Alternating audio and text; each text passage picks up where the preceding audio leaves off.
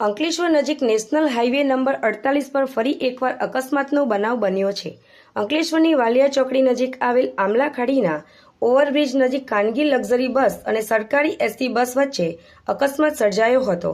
અકસ્માત સર્જાતા ખાનગી લક્ઝરી બસ પલટી ગઈ હતી તો એસટી બસ પણ માર્ગની બાજુમાં ઉતરી ગઈ હતી। ખાનગી બસ પલટી જતા બસમાં સવાર મુસાફરો અંદર જ ફસાઈ ગયા હતા। આ અંગેની જાણ આસપાસના સ્થાનિકોને થતાં તેઓ મદદ માટે દોડી આવ્યા હતા અને મુસાફરોને બસમાંથી બહાર કાઢવાની કામગીરી હાથ ધરી હતી। બનાવની જાણ થતાની સાથે જ પોલીસ કાફલો પણ ઘટના સ્થળે દોડી આવ્યો હતો।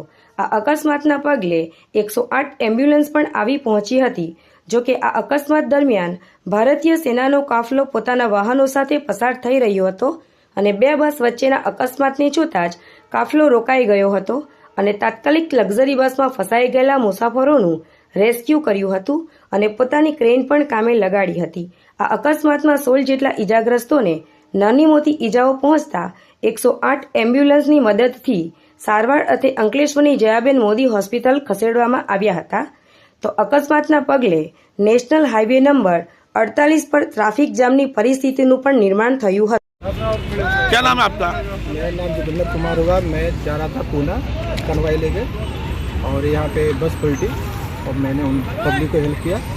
कितने लोगों को निकाला आप लोग? 20 लोगों को निकाला मैंने। हाँ, और